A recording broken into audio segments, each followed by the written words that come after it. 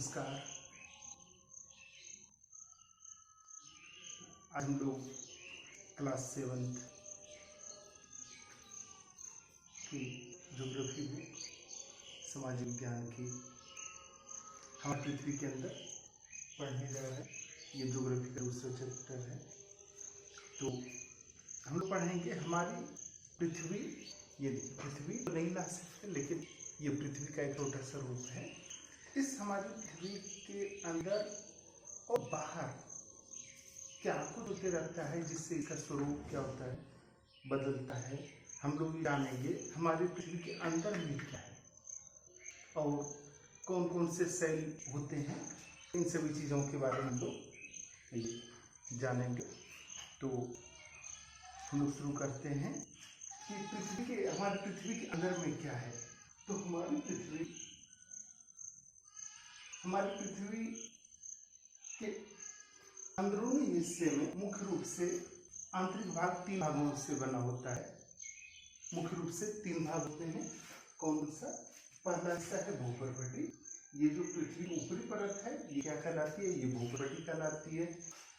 उसके बाद जो बीच वाला परत होता है उसको मेंटल कहते हैं, और सबसे बीच वाला, सबसे इनर में जो ये होता है उसको क्रोड कहते हैं। तो पृथ्वी को इसमें दिखाया गया है। भूपर्वती, बीच वाला भूपर्वती। ये भूपर्वती मुख्य रूप से इसमें 2 एलिमेंट्स होते हैं, 2 तत्व होते हैं। वो क्या है? वो है सिलिकॉन, एसआई और एल्यूमिनियम। इसलिए इस लेयर को सियाल के भी नाम से जानते हैं। SiAl, सियाल लिखते हैं। जो बीच वाला मेंटल है, ये मेंटल में मुख्य रूप से 2 तत्व पाए जाते हैं, सिलिकॉन और मैग्नीशियम। इसलिए बीच वाले को सीमेंट परत कहते हैं, और बीच वाला जो एकदम इनर ये देख रहे हैं, ये क्रोड कहलाता है। तो ये क्रोड जो हिस्सा है ये काफी हार्ड होता है, और ये मुख्य रूप से निकेल, जो लोहे का एक रूप है, निकेल और फेरियम यानी लोहा, ये इससे बना हुआ है, इसलिए इसको निके कहते हैं। तो ये मुख्य रूप से 3 परतें पाई जाती है। अब आगे जानते हैं हमारी जो ऊपरी परत ये बनी है, तो ये मुख्य रूप से शैलों से बनी हुई है, चट्टान, रॉक से बनी हुई। अब शैल क्या होते हैं? तो शैल क्या है? हमारी पृथ्वी की जो ऊपरी परत है, परपटी, उसका निर्माण करने वाले ठोस प्राकृतिक पिंडों को क्या कहते हैं? ये शैल कहते हैं, रॉक कहते हैं। तो ये शैल अलग अलग प्रकार के होते हैं। कौन कौन से? एक आग्नेय शैल, इग्नियस रॉक। ये कैसे बनता है? जब पृथ्वी की गहराइयों में शैल क्या होते हैं? पिघल जाते हैं। वो पिघल करने के बाद वो क्या होते हैं? ये बाहर आकर के जब वो ठंडे होते हैं, तो इस प्रकार आग्नेय शैल का निर्माण होता है। इसको प्राथमिक शैल, ये प्राइमरी रॉक है, ये प्राथमिक शैल है। अब ये आग्नेय शैल, ये बनने की प्रक्रिया 2 प्रकार की है। इसमें भी ये 2 प्रकार के होते हैं। कौन सा? एक होता है अंतर्वेदी, और दूसरे वो कहते हैं बहिर्वेदी। अंतर्वेदी क्या होते हैं? शैल पिघले और वो बाहर निकलने से पहले ही रास्ते में कहीं कहीं क्या हो जाते हैं, जब वो बाहर निकलने की कोशिश करते हैं तो वहीं पर अंदर में ही वो क्या हो जाते हैं, जम ठंडे होकर के वहीं पर जम जाते हैं। तो इस प्रकार से भी एक जो बने सेल होते हैं अंतर्वेदी, और कुछ ये क्या होते हैं, पिघले हुए, वो पृथ्वी के बाहर आकर के ये क्या होते हैं, जमते हैं। ये बहिर्वेदी सेल कहलाते हैं। दोनों में अंतर ये है कि ये दोनों में क्रिस्टल होते हैं, लेकिन इसके क्रिस्टल, अंदर क्रिस्टल थोड़े से बड़े दाने होते हैं, और बहिर्वेदी के क्रिस्टल क्या होते हैं? ये छोटे छोटे होते हैं।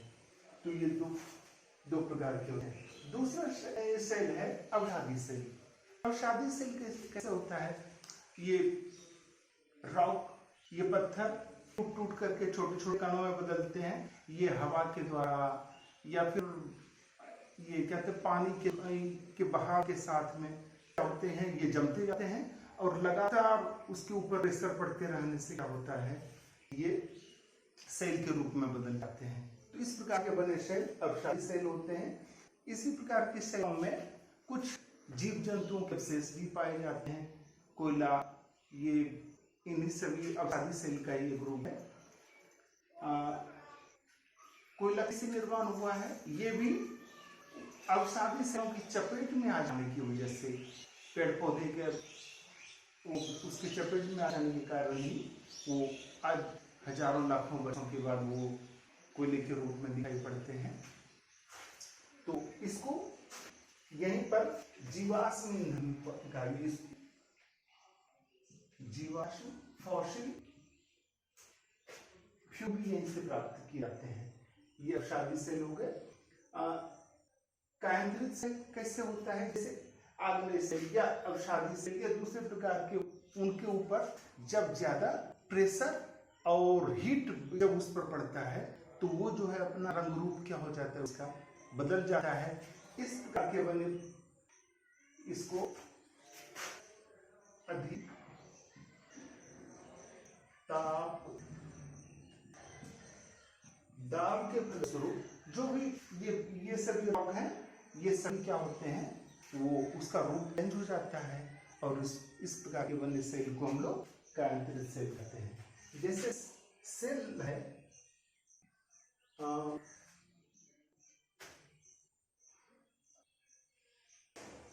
चिकनी मिट्टी, ये जो है ये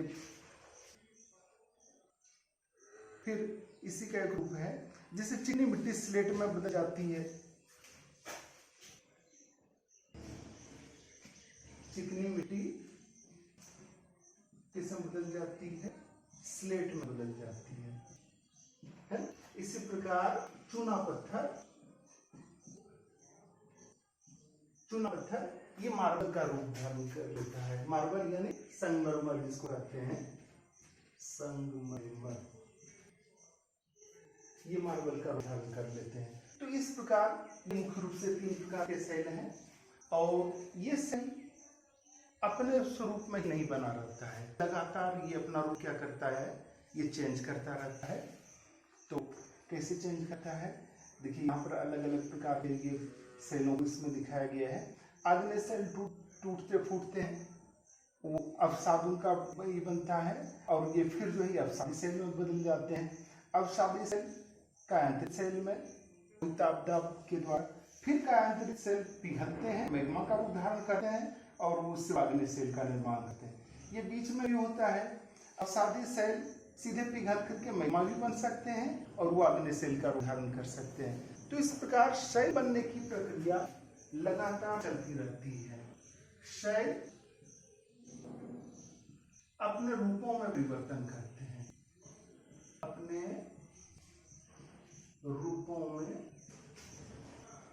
परिवर्तन करते हैं। जैसे आज वो आग्नेय सेल के रूप में है तो कल हो सकता है अवसादी सेल हो, अब फिर हो सकता है वो कायांतरित सेल के रूप में भी वो हो जाए। इस प्रकार सेल जो अपना स्वरूप बदलते रहता है, इस प्रोसेस को हम लोग सेल चक्र या फिर रॉक साइकिल कहते हैं। ये सेल चक्र कहलाता है ना। तो फिर उसके बाद आते हैं ये सेलों का विभिन्न प्रकार का उपयोग है। कौन कौन सा उपयोग है आप लोग तो जानते होंगे कि पत्थर हो तो उसका क्या क्या उपयोग है, बता सकते हैं? अच्छा, ये सड़क बनाने में वो क्या यूज होता है, छर्री है ना, ये भी है। ये तो ये सेल के ही टुकड़े। फिर घर बनवाने में भी यूज होता है, विभिन्न प्रकार के, ये इसका मूर्ति बनाने में भी पत्थरों का उपयोग किया जाता है। आप लोगों ने खेल भी खेला होगा, वो कितकी वाला खेल तो खेला, ये लड़कियों ने स्पेशली खेला होगा। ये सभी जो है ये सभी सेलों के विभिन्न प्रकार के उपयोग हैं। तो यही है। अब फिर चलते हैं क्वेश्चन आंसर पर। पहला नंबर है, ये पृथ्वी की 3 परतें क्या है? आप लोग आराम से कर सकते हैं। तीन परतें ये हैं यहाँ पर, देखिए, भूपर्पट्टी, मेंटल और क्रोड, ये तीन परतें हैं। सेल क्या है लिख सकते हैं। सेल क्या है? सेल ये पृथ्वी के प्राकृतिक पिंड हैं जो किसी खनिज से क्या होते हैं, बने होते हैं। पृथ्वी के प्राकृतिक ठोस पिंडों को क्या कहते हैं? सेल कहते हैं। चलिए, तीन प्रकार के सेलों के नाम लिखिए, खूब बढ़िया से आप लिख सकते हैं। ये तीनों सेल हैं। फिर बहिर्वेदी अंतर्वेदी सेल का निर्माण कैसे होता है जानते ही हैं। सेल चक्र से आप क्या समझते हैं लिख सकते हैं। सेलों के क्या क्या उपयोग हैं? सेलों के बहुत सारे उपयोग हैं। सेल हमारे लिए बहुत उपयोगी हैं। कठोर सेलों का उपयोग सड़क, घर, इमारत ये सभी बनाने में होता है। कुछ सेलों का उपयोग, पत्थरों का उपयोग खेलने में भी किया जाता है। तो ये सभी, कुछ पत्थरों का उपयोग आम तोड़ने के लिए भी किया जाता है। ठीक है, चलिए, तो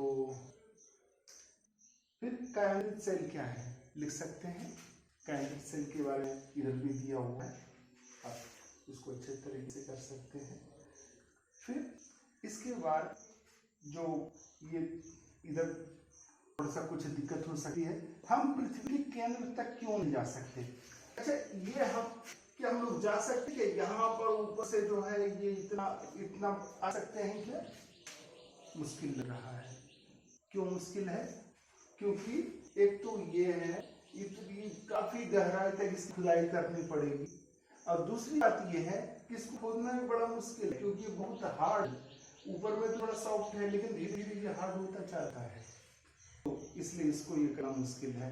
और गर्मी भी बहुत ज्यादा होती है, जैसे जैसे पृथ्वी गहराई में जाएंगे गहराई और ज्यादा, उष्मा और ज्यादा बढ़ती जाती है, तो इसलिए ये नहीं जा सकते। फिर अवसादी सेल अवसाद से कैसे बनती है? कैसे बनती है? ये क्या कहते हैं, सेल छोटे छोटे कणों में टूटते हैं जिसको हम लोग अवसाद कहते हैं। ये अवसाद क्या होते हैं, वो उसके ऊपर जब प्रेशर पड़ता है, दबाव पड़ता है, तो ये अवसादी सेल बन जाता है। चूना पत्थर संगमरमर में बदल जाता है। चूना पत्थर के ऊपर जब ये क्या कहते हैं, वही तापदाब प्रेशर पड़ता है, टेम्परेचर ज्यादा होता है, तो ये जो है ये सेल भी क्या होते हैं, इसमें बदल जाते हैं। तो यही है, और बाकी इसको आप लोग जल्दी जल्दी इसका क्वेश्चन आंसर कर लीजिए। हमको लगता है आपको ये चैप्टर जरूर पसंद आया होगा। बहुत बहुत धन्यवाद।